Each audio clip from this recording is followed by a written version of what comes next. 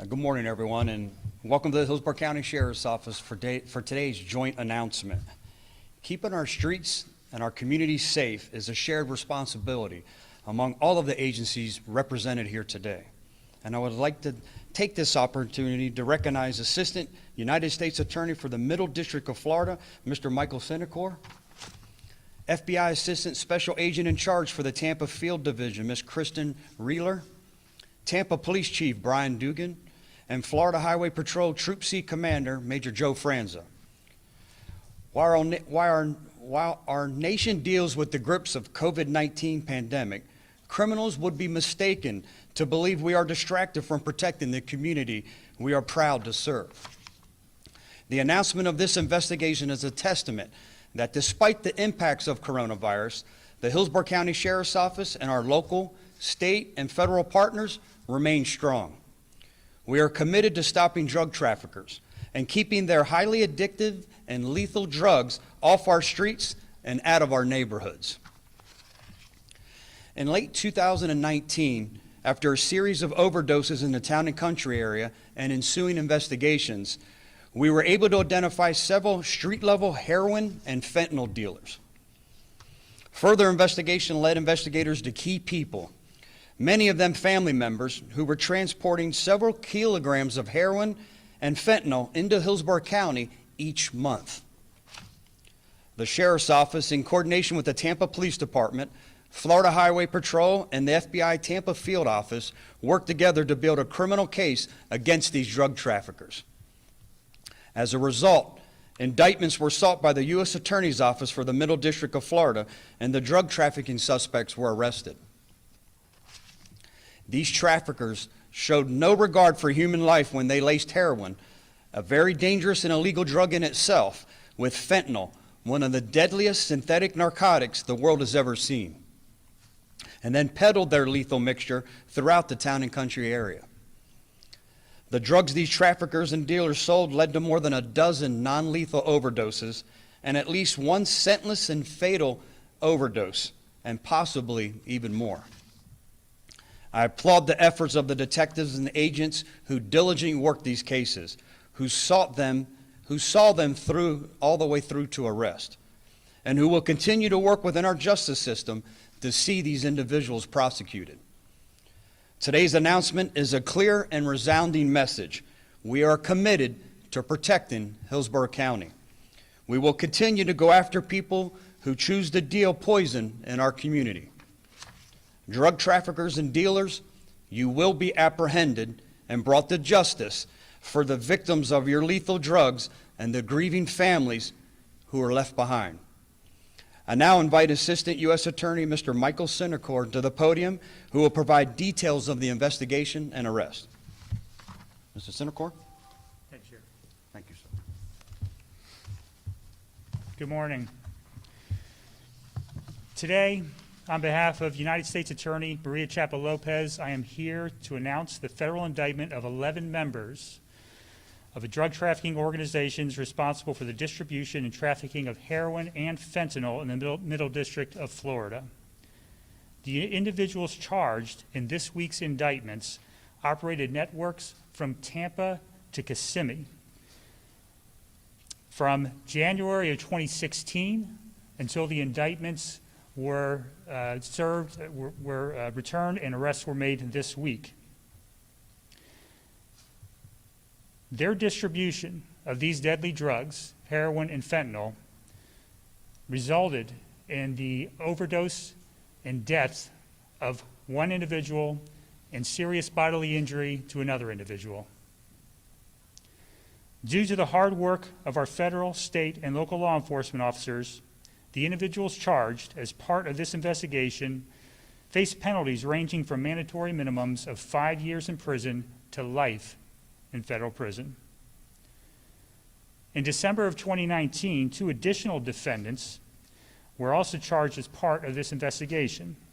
They are Eric Manuel Robles Rivera and Eddie Quinones Santiago. Mr. Robles Rivera has since pleaded guilty to possessing heroin with intent to distribute and has been sentenced to 33 months in federal prison. Mr. Quinones Santiago's case is scheduled for trial in October of this year. Thank you.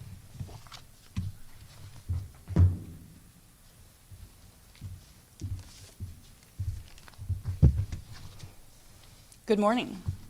As stated by the sheriff, my name is Kristen Reeler. I'm an assistant special agent in charge with the FBI's Tampa division.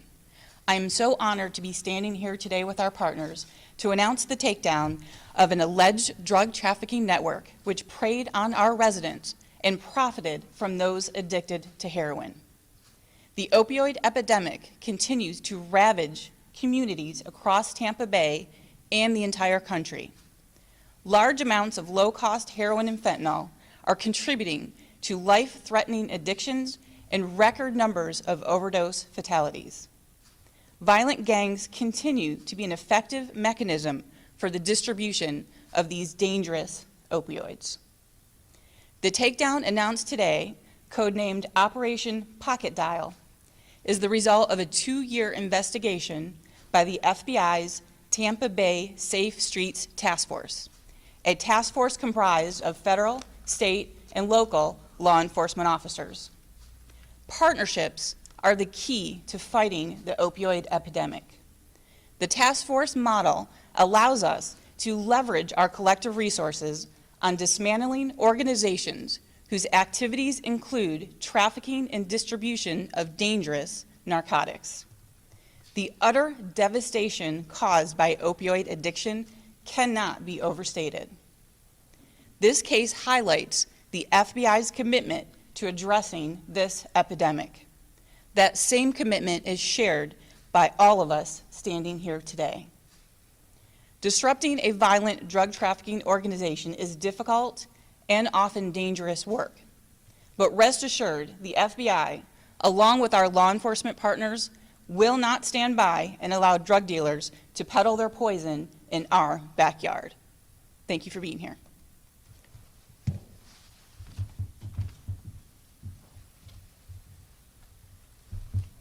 Good morning, everyone. To summarize, this investigation is truly about saving lives and saving families. And that's what the most important thing is here today. And I also want to thank, our partners in law enforcement, namely Sheriff Chronister. The sheriff and I have worked together. I appreciate his friendship. I appreciate his leadership. I look forward to working with him for several years to come.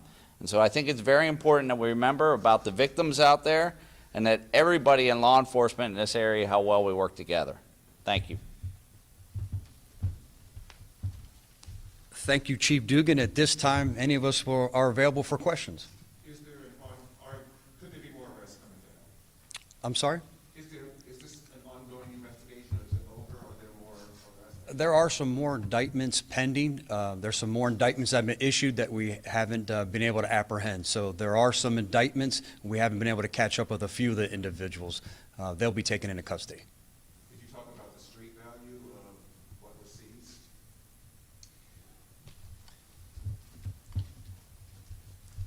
For this particular case, we don't want to get into details of what will be presented in court because to do so could run afoul of Department of Justice guidelines and also potentially jeopardize the rights to a fair trial for those that have been charged. I can tell you in general that we have seized very large quantities over the years for similar type investigations, but I can't give you any specific facts about any particular seizures in this case. Can you talk about how you're notified about these dealers? Do you get tips from people? Do you have informants? As a general matter, there are informants. There are citizens who complain.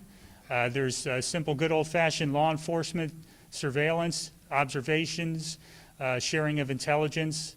And as I just mentioned, the investigation sometimes can last years. And over time, the information is compiled. And when people get together and we have partners such as we have in this investigation that can talk together and cooperate and share information, then we can get the kind of results that produce indictments such as this case.